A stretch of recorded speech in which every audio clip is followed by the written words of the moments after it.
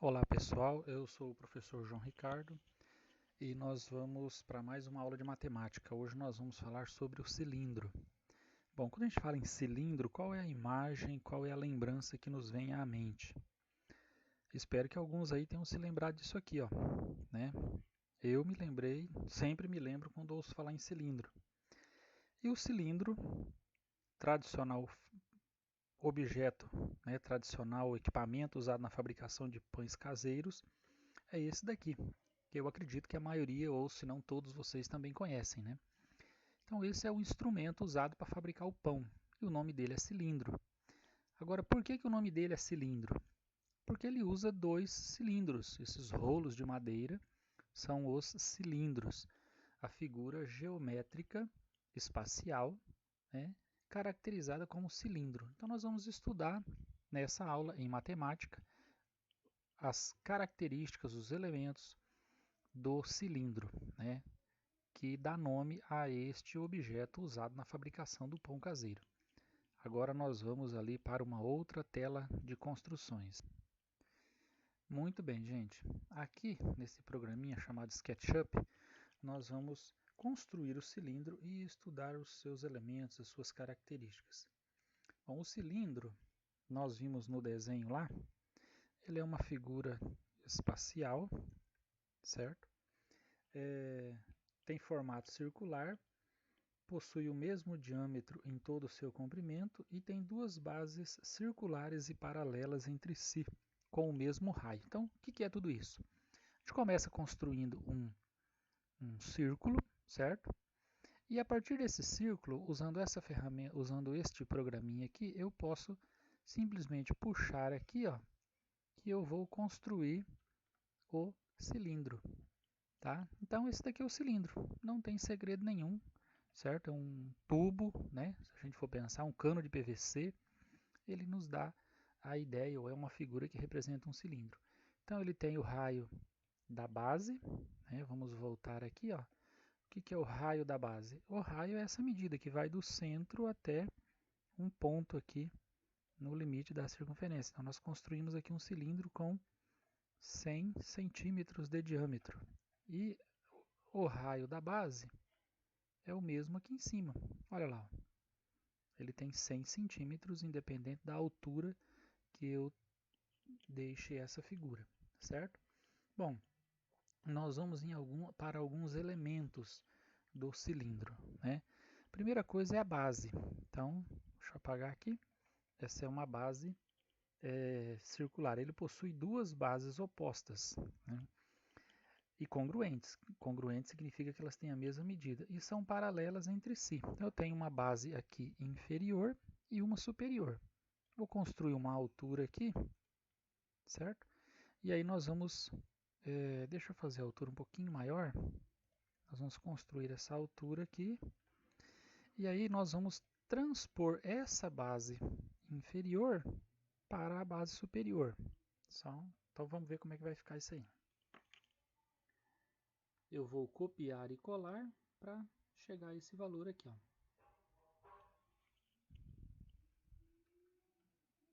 Olha aí.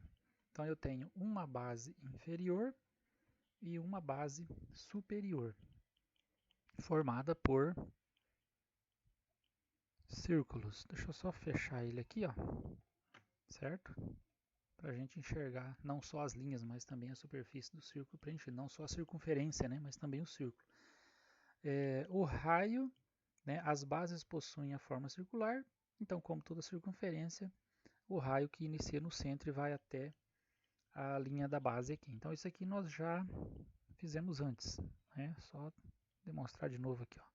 São os 100 centímetros, né, que formam o raio, tá? E ele possui a geratriz.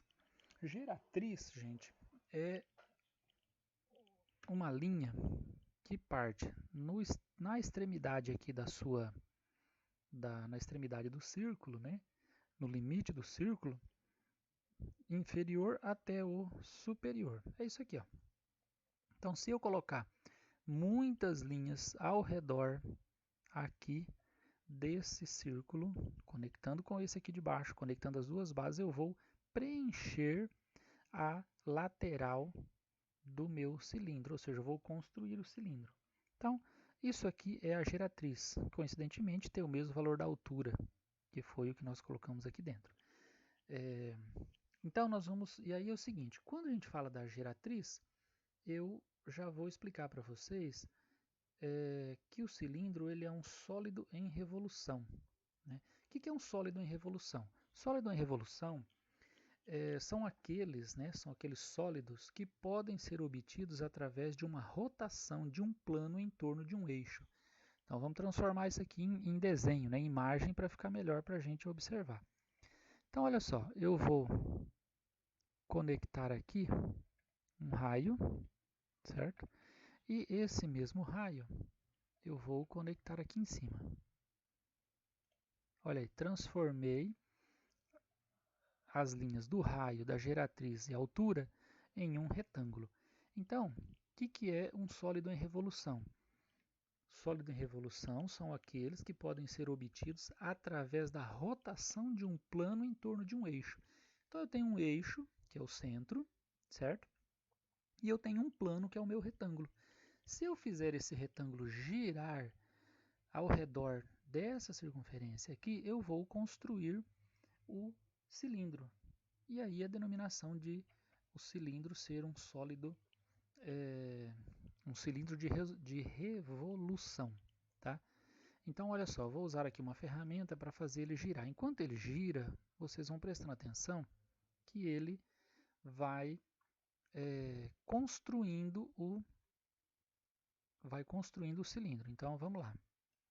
Olha só, conforme eu vou girando a figura, eu estou girando o retângulo ao redor do seu eixo, ao redor do eixo do cilindro, e ele vai preenchendo toda a lateral, vai construindo o cilindro, certo?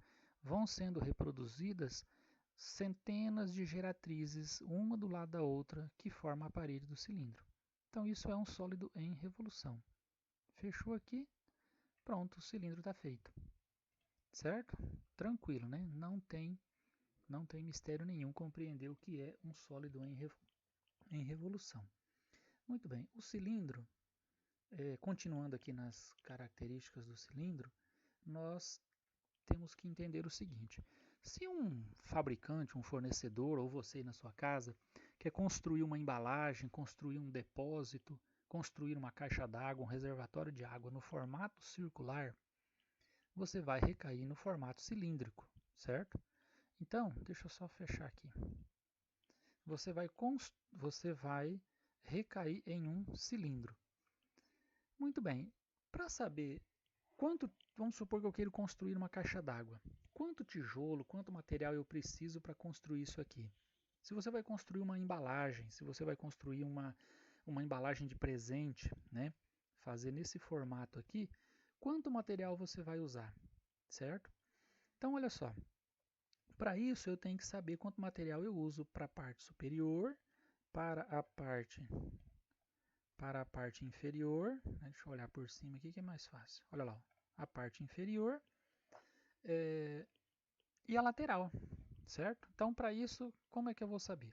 Para mim calcular a área da base superior aqui, é simples. Eu tenho uma circunferência, basta eu usar o cálculo da circunferência. Cálculo da área da circunferência, né? Eu acredito que vocês se lembram, né? Como é que eu calculo a área da circunferência? Eu tenho o valor do π vezes o raio ao quadrado. Então, sabendo que a área da base é π vezes o raio ao quadrado, e eu tenho duas bases, uma superior e uma inferior, então calculo a área de uma das bases, multiplico por 2, eu já tenho o valor da área circular, da base superior e da base inferior. E para mim calcular a área da lateral, né?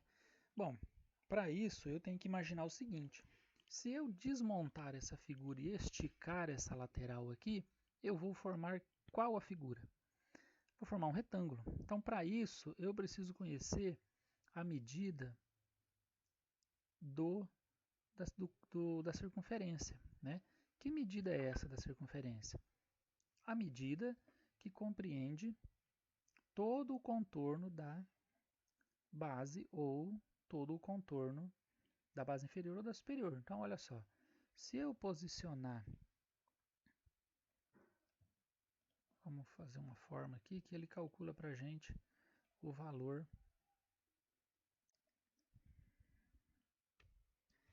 Então, aqui eu selecionei somente o contorno, ou seja, somente a circunferência da minha base, que é a mesma da inferior, e o programa já dá o valor do comprimento, que é de 628,3 centímetros aproximadamente.